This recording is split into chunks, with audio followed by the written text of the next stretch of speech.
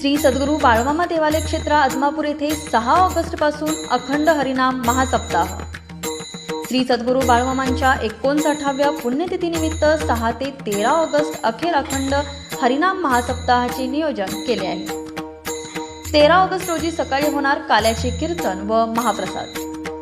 दिनांक 6 रोजी पहाटे 4 ते 5 समाधी पूजन, 5 ते 6 काकड आरती, सकाळी 7:30 ते 11:30 श्री ग्रंथराज ज्ञानेश्वरी व श्री बाळमामा विजय ग्रंथ पारायण, दुपारी 3 ते 5:30 रामकृष्ण हरी जपगाथा, भजन व हरिपाठ, सायंकाळी 6 ते 7 प्रवचन, रात्री 9 ते 11 हरी कीर्तन, रात्री 11 ते पहाटे 4 पर्यंत हरिजागर असे कार्यक्रम पार पडतील।